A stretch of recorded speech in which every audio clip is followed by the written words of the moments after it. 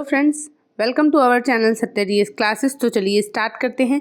भारतीय इतिहास की घटना चक्र के अंतर्गत हम पढ़ रहे हैं मध्यकालीन भारत के इतिहास को। और मध्यकालीन भारत के इतिहास में इस समय जो हमारा टॉपिक चल रहा है वो चल रहा है मुगल साम्राज्य। ठीक है, तो सबसे पहले हमने बात की थी मुगल साम्राज्य के जो संस्थापक हैं बाबर के बारे में।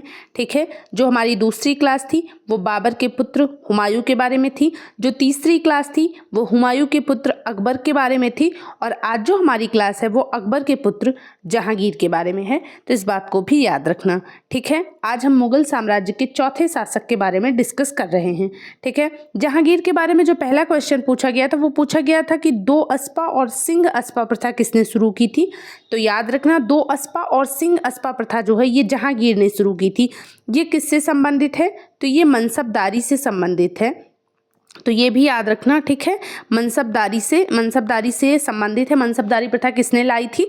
तो अकबर ने। ठीक है, फिर हम बात करते हैं मुगलों एवं मेवाड़ के राणा के मध्य चित्तौड़ की संधि हुई थी। तो क्वेश्चन ये है कि मुगलों और मेवाड़ के राणा के मध्य चित्तौड़ की संधि किस शासक के शासनकाल में हस्ताक्षरित हुई थी? तो जहांगीर के शासनकाल में हस्ताक्षरित हुई थी। ठीक है, ये भी याद रखना कब हुई थी। तो चित्तौड़ की संधि 1615 ईस्वी में होती है। राणा अमर सिंह और जहांगीर के मध्य होती है। ठीक है, इंपॉर्टेंट है, याद रखना। अगला क्वेश्चन पूछा गया था कि ईस्ट इंडिया कंपनी ने जहांगीर के दरबार में सबसे पहले किसे भेजा था? तो जहांगीर के दरबार में जो ईस्ट इंडिया कंपनी द्वारा भेजा गया व्यक्ति है वो है विलियम हॉकिंस। ठीक है, विलियम हॉकिंस को भेजा था किसने? ईस्ट इंडिया कंपनी ने। कहाँ पर भेजा था? तो जहांगीर के दरबार में भेजा था। कब भेजा था? 1608 ईस्वी में। ठीक है, और ये भी याद रखना कि जहांगीर ने विलियम हॉकिंस को इंग्लिश खान की उपाधि दी थी। ठीक है, और ये बहुत इंपॉर्टेंट है। ठीक है, इंग्लिश खान की उपाधि ये हमने लिख रखा है। इंग्लिश खान की उपाधि दी थी विलियम हॉकिंस को। किसने दी थी? तो याद रखना जहांगीर ने दी थी। और ये क्वेश्चन 4 से 5 बार पूछा गया है, तो याद रखना इस बात को कि विलियम हॉकिंस को जहांगीर ने इंग्लिश खान की उपाधि दी थी। ठीक है, फिर हम बात करते हैं ब्रिटिश सम्राट जेम्स प्रथम की। ब्रिटिश सम्राट जेम्स प्रथम द्वारा भेजा गया जो प्रथम राजदूत है जो कि जहांगीर के दरबार में आया था। ब्रिटिश सम्राट द्वारा भेजा गया राजदूत जो कि जहांगीर के दरबार में आया था, वो पहला राजदूत कौन सा है? तो वो है थॉमस रो। ठीक है, थॉमस रो जो है ये किसके द्वारा भेजा गया था? ये ब्रिटिश सम्राट द्वारा भेजा गया था 1615 ईस्वी में।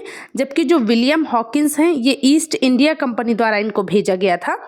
किसको? विलियम हॉकिंस को। और कब भेजा गया था? तो 1608 ईस्वी में। तो दोनों बातें याद रखना। थॉमस रो 1615 में आए थे, विलियम हॉकिंस 1608 में आए थे। विलियम हॉकिंस को ईस्ट इंडिया कंपनी ने भेजा था और थॉमस रो को ब्रिटिश सम्राट जेम्स प्रथम ने भेजा था। थॉमस रो जो है ये 1616 ईस्वी में जहांगीर से पहली बार मिला था। तो क्वेश्चन पूछा था कि कहाँ पर मिला था पहली बार? तो अजमेर में मिला था। इस बात को भी याद रखना। आगे बात करते हैं विदेशी यात्रियों के भारत में आने के क्रम को लेकर क्वेश्चन पूछा हुआ था। तो रॉल्फ फिंच आए थे 1583 ईस्वी में। ठीक है, 1583 ईस्वी में भारत में अकबर का शासनकाल था, ये भी याद रखना। विलियम हॉकिंस 1608 ईस्वी में आए थे जहांगीर के शासनकाल में। और 1614-15 में निकोलस डाउंटन आए थे और 1615 में थॉमस रो आए थे। तो इन सबको भी याद रखना। अगला क्वेश्चन पूछा है कि एक डच पर्यटक जिसने जहांगीर के शासनकाल का मूल्यवान विवरण दिया है वो कौन था? तो वो डच पर्यटक है फ्रांसिस्को पेल्सर्ट। याद रखना कब आया था? तो जहांगीर के शासनकाल में आया था। कौन था? डच पर्यटक था। अगला क्वेश्चन है जहांगीर का मकबरा कहाँ स्थित है? तो याद रखना जहांगीर का मकबरा जो है ये लाहौर पाकिस्तान में स्थित है। ठीक है, इसके बारे में एक इस तरह से भी क्वेश्चन था कि कौन सा मुगल बादशाह का मकबरा है जो कि भारत के बाहर स्थित है? तो एक तो जहांगीर का मकबरा है जो कि लाहौर पाकिस्तान में स्थित है। दूसरा बाबर का मकबरा है, कहाँ पर स्थित है? तो याद रखना काबुल अफगानिस्तान में स्थित है। ठीक है, अगला क्वेश्चन है मुगल चित्रकला किसके राज्यकाल में अपनी पराकाष्ठा पर पहुंची थी? तो जहांगीर के समय में मुगल चित्रकला जो है उसका स्वर्णिम अवसर था मुगल चित्रकला का। जहांगीर के समय में याद रखना स्वर्णिम काल चल रहा था चित्रकला का। ठीक है, किस चित्रकार को जहांगीर ने नादिर उल जमा की उपाधि दी थी? तो वो चित्रकार हैं अबुल हसन। अबुल हसन को जहांगीर ने नादिर उल जमा की उपाधि दी थी। तो बहुत इंपॉर्टेंट है, नादिर उल जमा की उपाधि किसको प्राप्त हुई थी? अबुल हसन को जहांगीर के द्वारा। जहांगीर के दरबार में पक्षियों का सबसे बड़ा चित्रकार कौन था? तो उस्ताद मंसूर जो है ये पक्षियों का सबसे बड़ा चित्रकार था। चित्रकार था, सॉरी। ठीक है, अगला क्वेश्चन है किस मुगल बादशाह ने अपनी आत्मकथा फारसी भाषा में लिखी थी?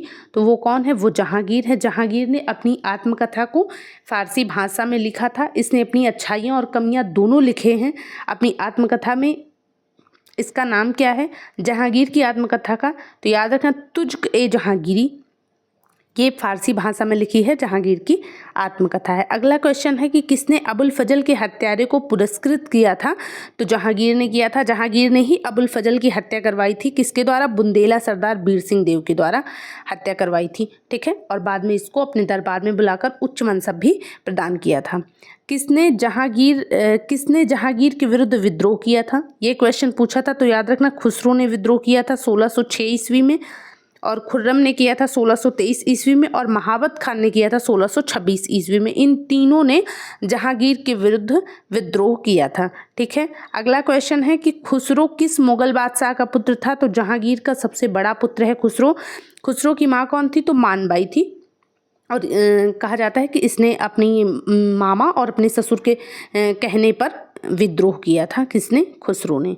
ठीक है, अगला क्वेश्चन है कि कौन नूरजहां के गुट का सदस्य नहीं था? तो जहांगीर जो है ये नूरजहां के गुट में शामिल नहीं था।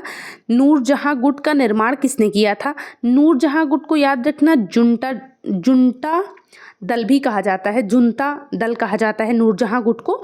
और इसका निर्माण किसने किया था? तो इसका निर्माण नूरजहां ने किया था। जहांगीर से विवाह के बाद नूरजहां द्वारा नूरजहां गुट का निर्माण किया गया था। और नूरजहां गुट में एक तो इत्माद-उद-दौला शामिल थे जो कि नूरजहां के पिता हैं, दूसरा असमत बेगम शामिल थी जो कि नूरजहां की माँ हैं, आसफ खान शामिल थे नूरजहां के भाई हैं, और शहजादा खुर्रम शामिल थे जो कि शाहजहां अगले मुगल बादशाह बनते हैं जहांगीर के बाद। तो ये 4 लोग जो थे वो शामिल थे किसमें?